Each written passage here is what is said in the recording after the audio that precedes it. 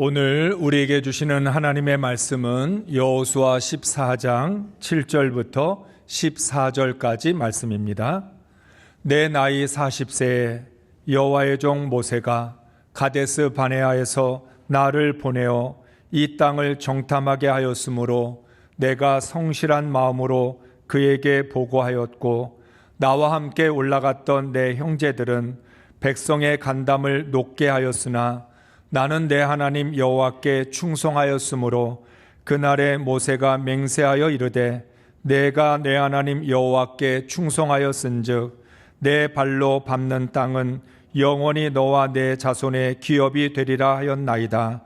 이제 보소서, 여호와께서 이 말씀을 모세에게 이르신 때로부터 이스라엘이 광야에서 방황한 이 45년 동안을 여호와께서 말씀하신 대로 나를 생존하게 하셨나이다. 오늘 내가 85세로 돼 모세가 나를 보내던 날과 같이 오늘도 내가 여전히 강건하니 내 힘이 그때나 지금이나 같아서 싸움에나 출입에 감당할 수 있으니 그날에 여호와께서 말씀하신 이 산지를 지금 내게 주소서. 당신도 그날에 들으셨거니와 그곳에는 아낙 사람이 있고 그 성읍들은 크고 견고할지라도 여호와께서 나와 함께 하시면 내가 여호와께서 말씀하신 대로 그들을 쫓아내리이다 하니, 여호수아가 여분네 아들 갈렙을 위하여 축복하고 헤브론을 그에게 주어 기업을 삼게 하며, 헤브론이 그니스 사람 여분네의 아들 갈렙의 기업이 되어 오늘까지 이르렀으니 이는 그가 이스라엘의 하나님 여호와를 온전히 쫓았습니다. 아멘. 할렐루야. 하나님께서 주신 사랑과 은혜로 11월 한 달 동안 행복하셨습니까? 11월 한 달 동안 하나님께 받은 복과 말씀을 나의 기업으로 만드셨습니까? 우리는 세상에서 얻은 것으로 인생을 만들지 않고 하나님께서 주신 것으로 인생을 만들어 갑니다. 그래서 하나님의 영이 나의 영이 되고 하나님의 약속이 나의 꿈이 되며 하나님의 구원이 나의 인생이 되어야 합니다. 인생은 나의 감정처럼 기복이 심합니다. 좋을 때도 있고 나쁠 때도 있고 잘 될 때도 있고 안 될 때도 있습니다. 신앙생활 역시도 굴곡이 많습니다. 기도가 잘 될 때가 있는가 하면 기도가 되지 않을 때가 있습니다. 성령이 충만할 때가 있는가 하면 성령의 충만함을 받지 못해서 소멸되어서 괴로워할 때도 있습니다. 그렇지만 인생의 목적과 방향은 놓치지 말아야 합니다. 우리가 이 땅을 살아가는데 늘 기복이 있고 굴곡이 있지만 어떠한 상황에서도 신앙의 목적과 방향은 잃어버리지 말아야 합니다. 그리스도인은 내가 살고 싶은 삶보다 내가 살아야 할 삶에 집중해야 합니다. 하나님께서 베풀어 주신 소중한 은혜와 말씀을 헛되이 흘려보내지 말아야 합니다. 반드시 풍성한 열매를 맺어서 하나님께 영광을 돌려야 할 사명이 있습니다. 하나님의 뜻에 합당한 열매는 하나님께는 영광이 되고 우리에게는 더 귀하고 아름다운 삶을 만들어 줍니다. 이제 가나안 정복의 속도를 따라 말씀은 14장으로 넘어갑니다. 5절 말씀, 이스라엘 자손은 주님께서 모세에게 명하신 대로 그 땅을 나누었다. 아멘. 13장에서 가나안 땅을 분배하는 과정이 마쳐졌는데도 14장으로 넘어오면서 다시 한번 하나님이 모세에게 명령하신 대로 모든 지파들에게 땅을 나누어 주었다라고 말씀합니다. 하나님은 이스라엘에게 완성된 하나님의 나라가 아닌 완성해야 할 하나님 나라를 주십니다. 이스라엘 백성을 시험하기 위해서가 아닙니다. 하나님께서 완성된 하나님 나라를 주시지 왜 완성되지도 않은 하나님 나라를 주셔서 우리를 이렇게 힘들게 하실까?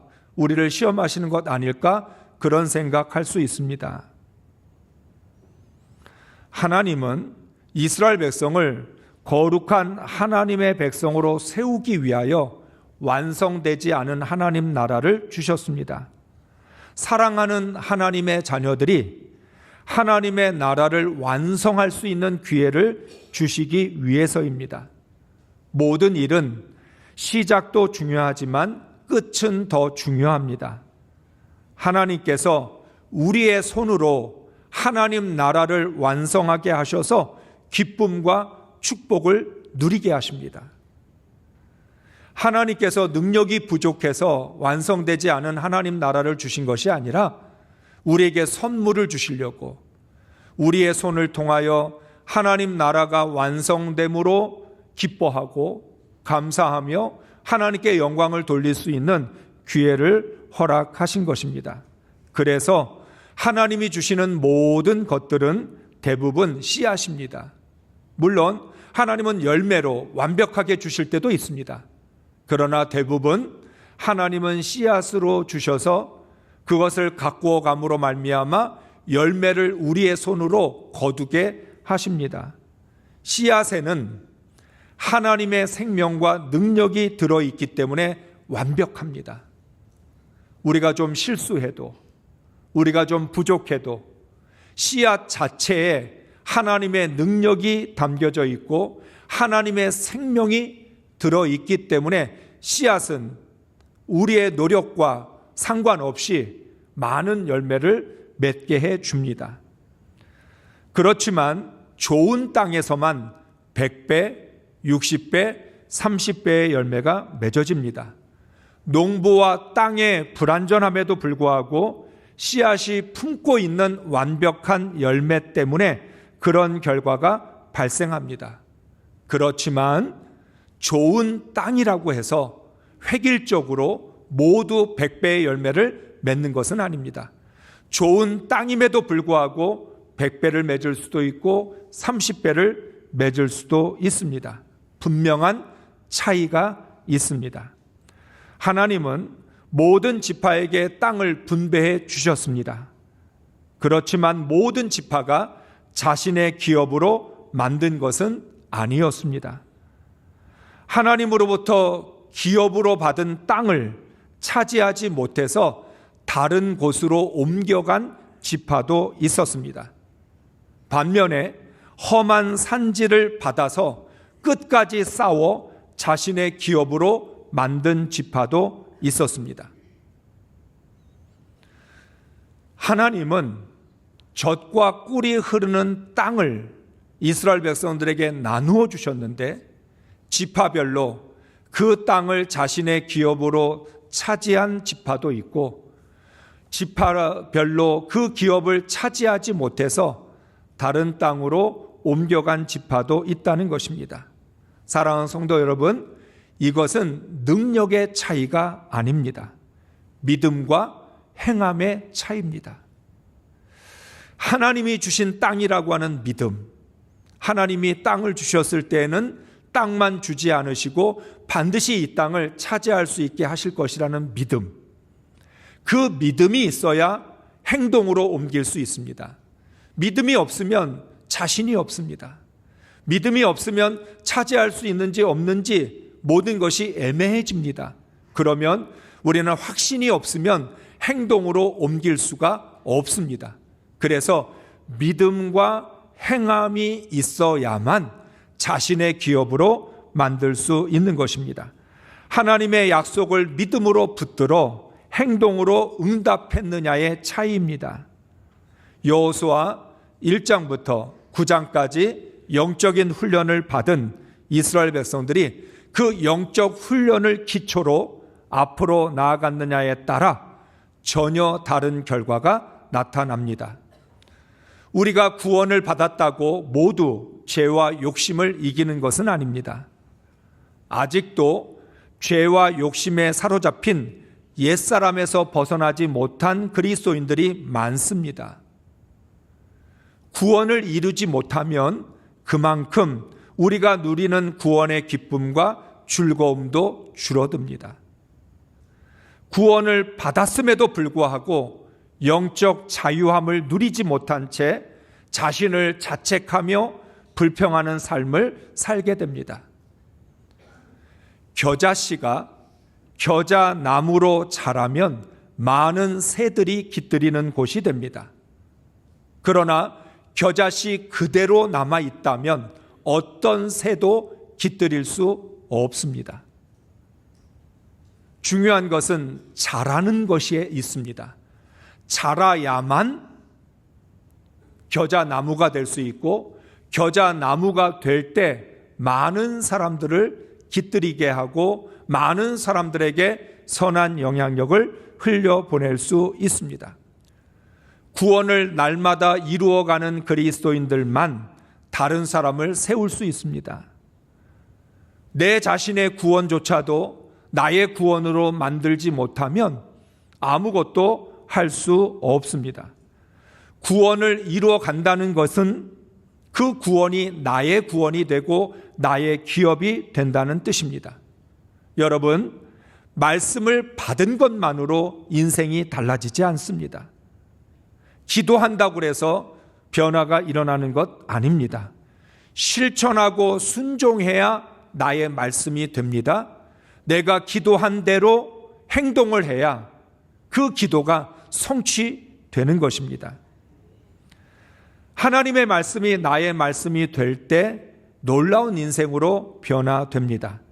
사사시대에 각 지파들은 자신의 생존을 걱정하느라 서로 연합할 수 없었습니다. 서로를 도울 수 없어서 각자 도생을 해야 했습니다. 알아서 살아남아야만 하는 거죠. 하나님은 12지파가 힘을 모아 함께 서로 도우면서 가나안 땅을 정복해 가기를 원하셨는데, 내 문제가 급하니까 다른 지파를 도울 여유가 없었던 것입니다. 그런데 승리하면 찾아와서 자신의 몫을 달라고 떼를 씁니다. 어떤 지파가 전쟁을 해야 되는 상황에서는 도와주지 않으면서 승리라고 하는 결과가 발생을 하면 찾아와서 내 몫도 달라, 우리 같은 지파 아니냐, 우리 모든 이스라엘이 한 백성 아니냐, 하나님의 백성이라는 이유로 내 몫을 달라고 하는 거죠. 결국 젖과 꿀이 흐르는 약속의 땅은 불평과 원망이 가득한 약속의 땅이 되어버렸습니다. 예배와 말씀이 완전히 무너진 영적인 어두운 밤에서 이스라엘은 하나님의 은혜와 평강을 완전히 잃어버렸습니다. 얼마나 안타까운 일입니까? 하나님은 이스라엘 백성이 가나안에 들어가서 하나님의 은혜와 평강을 잃어버린 상태, 방황하고 어두운 그런 영적인 삶을 살기를 원하셨던 것이 아니었습니다. 방황은 광야에서 끝내고 가나안 땅에서는 하나님이 주시는 은혜와 평강을 누리면서 젖과 꿀이 흐르는 땅에서 번성하기를 원하셨습니다. 이스라엘 백성들은 하나님 나라의 기쁨에 참여하지 못하고 밖으로 쫓겨나 슬피 울며 이를 갈 뿐이었습니다. 이 모든 것이 하나님께 받은 달란트를 땅에 묻어둔 결과입니다. 하나님으로부터 땅을 분배받고도 그 땅을 차지하지 못해서 나의 기업으로 만들지 못한 결과인 것이지요. 하나님은 앞으로 분배받은 땅을 어떻게 나의 기업으로 차지해야 하는지를 갈렙을 통해서 가르쳐 주십니다. 13장까지 땅 분배를 마치고 나서 14장에서 갈렙이 등장하는데, 너희가 하나님께 받은 땅을 어떻게 정복하고 나의 기업으로 만들 수 있는지를 갈렙을 통해서 말씀하고 계시는 것입니다. 다르게 말하면 하나님께서 원하시는 하나님 나라 백성이 어떤 사람인지를 구체적으로 우리에게 보여주십니다.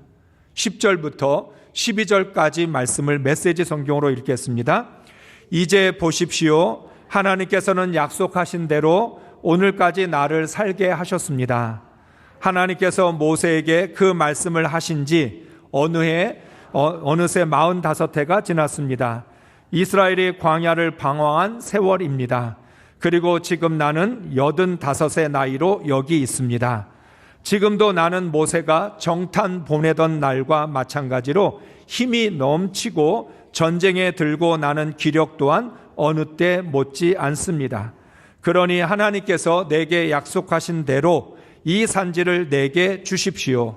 그대도 직접 보고를 받아서 아는 것처럼 그곳에는 아낙 자손이 있고 요새화된 큰 성읍들이 있습니다. 그러나 하나님께서 나와 함께 하시면 하나님께서 말씀하신 대로 내가 그들을 쫓아내겠습니다. 아멘.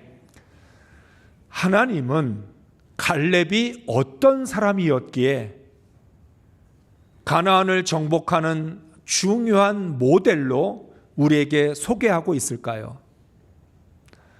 하나님의 나라를 세운다는 것, 구원을 날마다 이루어간다는 것, 어떻게 해야 되는지 하나님은 갈렙을 통해서 우리에게 설명하고 계십니다.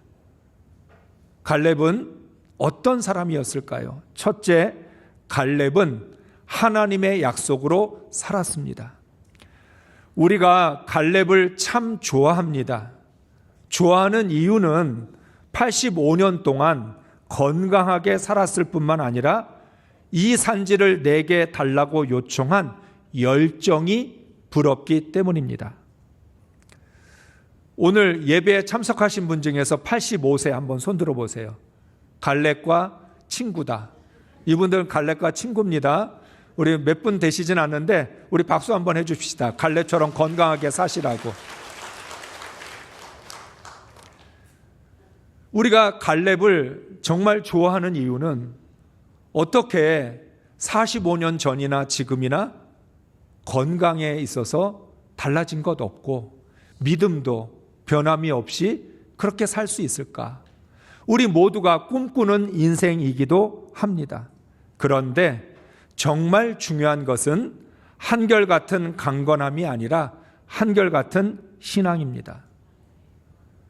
갈렙의 한결같은 신앙은 어디에서 왔을까요? 갈렙은 하나님의 약속, 하나님의 말씀으로 살았기 때문에 한결같은 신앙을 가질 수 있었습니다. 하나님의 약속이 갈렙을 늙지 않게 했습니다. 하나님의 약속을 사명으로 삼고 살면 언제나 늘 푸른 청년같이 살 수 있습니다. 다시 말하면 하나님의 약속이 갈렙의 영혼을 강건하게 만들어 주었고 그 하나님의 약속이 갈렙의 육체적인 건강을 책임져 주었던 것입니다. 갈렙은 민수기 13장 이후에 자신을 드러내지 않습니다. 민수기 13장에서 갈렙은 여호수아보다도 앞장서서 백성들에게 말합니다. 이 땅은 하나님이 주신 땅이다. 올라가서 차지하자. 10명의 정탐꾼의 보고를 듣고 백성들이 울며 하나님을 원망했을 때 그때도 갈렙은 이스라엘 백성들을 설득했습니다. 하나님이 주신 땅이 있기 때문에 우리는 반드시 이 땅을 차지할 수 있다. 다른 것 생각하지 말고 하나님 바라보고 담대하게 올라가자, 그렇게 말을 했습니다. 그 이후에 갈렙은 자신을 드러내지 않습니다. 조금이라도 여호수아에게 걸림돌이 될까봐 철저히 숨어 있었습니다. 이스라엘이 승리할 때도 패배할 때도 기브온에게 속을 때에도 자신의 주장을 하지 않습니다. 여호수아와 함께 유의한 출애굽 1세대이면서 가나안 1세대임에도 불구하고 한 번도 말하지 않았습니다. 여호수아와 동등한 위치에 있는 사람인데 한 번쯤 자신의 생각도 말하고 이스라엘 백성들에게 자신이 가지고 있는 주장을 펼칠 수도 있을 텐데 갈렙은 철저히 침묵을 지킵니다.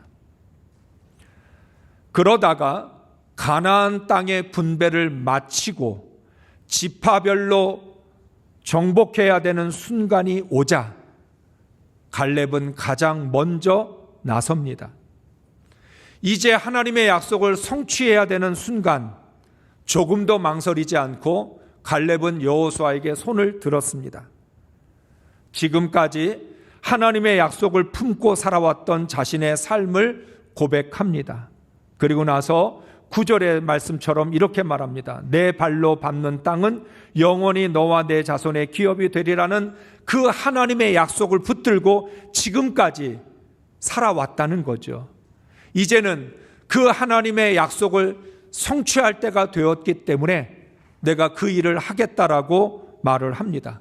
그러나 갈렙은 함부로 말하지 않고 여호수아에게 허락을 요청합니다. 이미 갈렙은 모세로부터 하나님의 약속을 받았고 하나님의 명령을 받았습니다.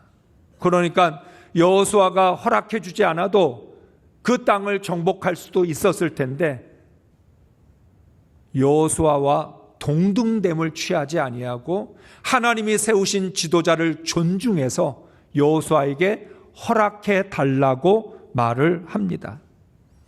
갈렙은 신앙의 목적과 자세에서 완벽한 모습을 보여줍니다. 하나님의 사람은 하나님이 주신 약속을 붙들고 어떻게 살아야 되는지, 그리고 그 약속을 이루어갈 때도 어떤 자세와 태도가 필요한지를 우리에게 가르쳐주고 있습니다. 우리가 주의 일을 할 때 어떤 자세와 태도를 갖춰야 되는지 정확하게 보여줍니다. 우리는 종종 내가 주님을 위하여 헌신하고 내가 주님이 맡겨주신 사명을 감당한다는 이유로 무례하게 내 맘대로 내 방식대로 하려고 할 때가 많습니다. 내가 주의 일을 하겠다는데 왜 내 맘대로 하지 못하게 하느냐? 내 스타일이 있고 내 방식이 있는데 왜 내 스타일대로 하지 못하게 하느냐라고 말합니다. 갈렙은 자신의 방식과 자신의 스타일을 내세우지 않습니다. 그리고 여호수아에게 허락을 받아 그 다음 단계로 나아가고 있는 거죠. 이것이 바로 하나님의 약속, 하나님의 말씀을 붙들고 치열하게 살아가는 신앙인의 모습입니다. 둘째, 갈렙은 하나님의 약속을 실행할 수 있는 준비를 했습니다. 11절 말씀 메시지 성경으로 다시 읽습니다. 지금도 나는 모세가 정탐 보내던 날과 마찬가지로 힘이 넘치고 전쟁에 들고 나는 기력 또한 여느 때 못지 않습니다. 아멘. 갈렙에게 45년은 숨겨진 시간이었습니다. 갈렙은 자신의 존재를 드러낼 수 있음에도 불구하고 갈렙은 자신의 존재를 드러내지 않았습니다. 하나님의 약속을 묻어만 두지 않았습니다. 자신이 숨겨져 있다고 해서 하나님의 약속을 가슴에 묻어두고 그냥 살았던 것이 아닙니다. 그 약속을 성취할 수 있도록 부단히 자신을 훈련했습니다. 조용히 숨어 있었던 것이 아니라 누구보다도 가장 적극적으로 살아왔습니다. 언제인지 알 수 없지만 하나님의 허락이 떨어질 때 감당할 수 있는 준비를 한 것입니다. 또한 갈렙은 하나님을 재촉하지 않았습니다. 하나님, 얼마나 더 기다려야 돼요? 아브라함도 75세에 하나님의 부르심을 받아 100세에 이삭을 낳았는데 25년이잖아요. 갈렙은 그보다 더 2배가 되는 45년을 기다렸는데 하나님이 갈렙으로 하여금 그 땅을 정복하게 하지 않으셨습니다. 정말 우리 같으면 답답해서 언제까지 기다려야 돼요? 하나님은 언제 우리의 기도를 응답하시는 겁니까? 하나님은 언제 하나님의 약속을 이루어 주실 겁니까? 그렇게 원망도 하고 하나님께 떼를 쓸기도 할 텐데 갈렙은 자신을 전혀 드러내지 않은 상태에서 묵묵히 영혼과 육체를 단련했습니다. 우리는 갈렙의 건강한 시체를 부러워합니다. 사랑하는 성도 여러분, 갈렙의 그 건강한 신체는 하늘에서 뚝 떨어진 것이 아닙니다. 끊임없는 인내와 절제를 통해서 만들어집니다. 쉽게 말하면 갈렙은 하나님께 건강을 달라고 구하기만 한 것이 아니라 건강할 수 있도록 절제하고 인내하면서 살았던 것입니다. 건강한 신앙은 건강한 영혼과 건강한 육체와 함께 할 때만 나타나게 됩니다. 준비가 되지 않으면 기회가 왔을 때 아무것도 할 수 없습니다. 만약 갈렙이 이제 땅을 분배받고 그 땅을 정복해야 되는 순간에 자신의 건강이 허락하지 않아서 아무것도 할 수 없다면 갈렙은 여기에서 등장하지 않았을 것입니다. 우리는 종종 기회가 주어지면 준비하겠다고 생각합니다. 기회만 주시면 내가 하겠다라고 의욕만 갖고 있습니다. 그러나 하나님은 준비된 사람에게 기회를 주십니다.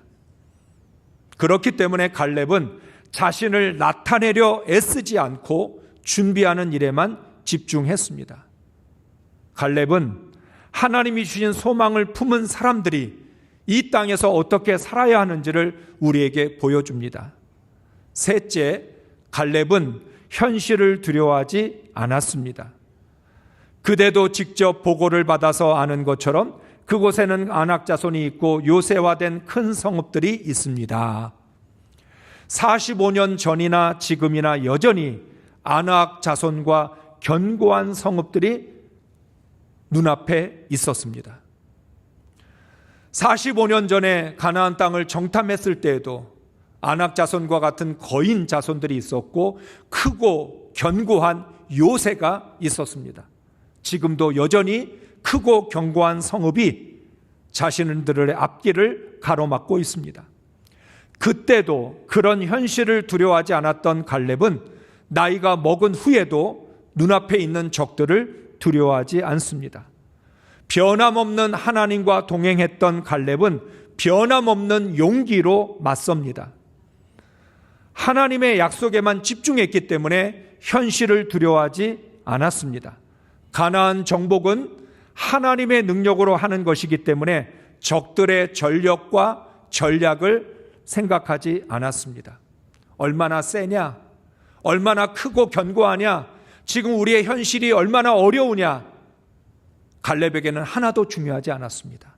오직 하나님께서 함께 하시면 지체 없이 적들을 쫓아내겠다고 말합니다. 오늘 우리들의 삶 가운데에도 우리 눈앞에 크고 견고한 인생의 문제들이 우리의 앞길을 가로막고 있습니다. 여러분이 오랫동안 인가 기도를 위해서 가정을 위해 기도하셨을 텐데 45년 동안도 여전히 인가 기도 되지 않을 수 있지요. 인생의 고난과 문제가 내 앞을 가로막아서 나는 아무것도 할 수 없을 것이라고 하는 그런 마음을 가질 수도 있을 겁니다. 내 안에 있는 죄악은, 내 안에 있는 욕심은 여전히 나를 괴롭히고 힘들게 할 수도 있습니다. 우리에게 갈렙과 같은 신앙이 필요합니다.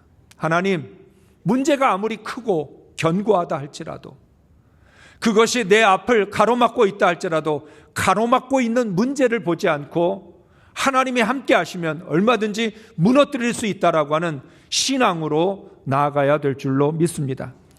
흘러간 시간이 갈렙의 신앙을 쇠퇴하게 하지 못했습니다. 시간은 흘러갔지만 갈렙의 신앙은 여전히 변함이 없었던 것입니다. 여호수아 15장 14절 15절의 말씀을 읽겠습니다. 갈렙이 거기서 아낙의 소생 그 세 아들 곧 세세와 아이만과 달메를 쫓아내었고 거기서 올라가서 드빌 주민을 쳤는데 드빌의 본 이름은 기럇 세벨이라. 아멘. 갈렙은 큰 소리만 친 걸까요? 정말 자신도 없으면서 그 땅을 차지할 힘도 없으면서 그냥 그 이 산지를 내게 달라고, 내가 가서 싸우겠다고 말로만 했을까요? 그렇지 않습니다. 성경은 말하고 있습니다. 아낙 자손들, 그의 아들 세세와 아이만과 달메를 내쫓았을 뿐만 아니라 드빌을 쳐서 점령을 합니다. 하나님의 사람은 믿음만 있는 게 아니라 믿음에 순종할 수 있는 실행력이 있어야 합니다. 우리는 믿음만 얘기합니다. 믿어야 돼, 믿어야 돼. 맞습니다. 믿어야 됩니다. 그런데 그 믿음은 행동을 원하는 것이고, 우리가 움직이지 않으면, 행동하지 않으면 그 믿음은 역사로 나타나지 않는 거죠. 현실을 이겨낸 사람이 약속의 사람입니다. 신앙의 열매는 믿음과 행함의 결과입니다. 믿음만 갖고 되는 것도 아니고 행함만 가지고 되지도 않습니다. 믿음과 행함이 함께할 때 신앙의 열매를 거둘 수 있습니다. 넷째, 하나님은 이런 갈렙을 하나님을 온전히 쫓은 사람이라고 칭찬하십니다. 14절의 말씀을 읽습니다. 이는 그가 이스라엘의 하나님 여호와를 온전히 쫓았습니다. 아멘. 사랑하는 성도 여러분, 갈렙은 결코 완전한 사람이 아닐 것입니다. 그러나 하나님을 온전히 쫓은 사람이었습니다. 하나님이 인정하셨기 때문에. 오늘 말씀도 읽어보면 이런 표현들이 있습니다. 성실한 마음으로, 충성스럽게, 또는 온전히. 이 단어들이 모두 같은 의미를 갖고 있는데, 갈렙에게는 성실한 마음이 있었고 충성스러운 태도가 있었으며 그는 온전히 하나님을 따르는 그런 사람이었다라고 말합니다. 다시 말하면 온전히 하나님을 쫓았다라고 하는 건 믿음만 가졌다는 뜻이 아니라, 말로만 하나님을 믿었다는 뜻이 아니라 그의 삶 전부를 가지고 하나님을 온전히 쫓았다는 것입니다. 갈렙은 아무리 힘들고 부족해도 삶의 방향을 바꾼 적이 없습니다. 언제나 하나님의 말씀을 쫓았습니다. 하나님은 나의 완전을 요구하지 않으십니다. 온전한 방향과 자세를 요구하십니다. 예수님을 따르겠다는 사람이 너무나 많은 것을 보면서 나를 따라오려거든 자기를 부인하고 십자가를 지라 하셨습니다. 무조건 예수님과 동행하는 게 아니라는 말씀입니다. 예수님과 동행하고 싶다면, 예수님을 끝까지 따라가고 싶다면, 온전히 따르고 싶다면 자신을 부인하고 십자가를 져야만 한다고 말씀하셨습니다. 갈렙은 자신을 부인하고 십자가를 진 사람이었습니다. 하나님과 온전히 동행한 사람이었습니다. 하나님이 주신 약속의 씨앗들을 열매로 수확하려면 온전히 하나님을 쫓아야 합니다. 하나님을 온전히 따라가는 데 있어서 방해가 얼마나 많겠습니까? 나는 하나님을 정말 온전히 따르고 싶은데 여러 가지 많은 일들이 현실이라고 하는 이름으로 우리를 괴롭힐 때가 얼마나 많습니까? 그러니까 하나님을 온전히 따라간다는 말은 편안하게 아무 일도 없이 수월하게 따라간다는 뜻이 아니라 수많은 방해에도 불구하고 어떠한 장애물에도 불구하고 끝까지 포기하지 않고 하나님을 따라간다는 뜻입니다. 하나님은 평생 하나님을 온전히 쫓은 사람들을 통하여 하나님 나라를 세우십니다. 하나님 나라는 하나님과 동행하는 사람, 하나님과 목적과 방향이 맞는 사람이 세웁니다. 우리는 하나님과 방향이 맞지도 않고 목적이 맞지도 않으면서, 그리고 온전히 하나님을 따르지도 않으면서 하나님 나라만 세우고 싶어 하지요. 오늘 갈렙이 우리에게 말해주고 있습니다. 평생 하나님을 온전히 쫓을 때 하나님의 나라가 이루어지고 하나님의 약속이 성취된다는 걸 보여줍니다. 우리 모두 갈렙처럼 하나님을 온전히 쫓는 하나님의 사람들이 될 수 있기를 주의 이름으로 축복합니다.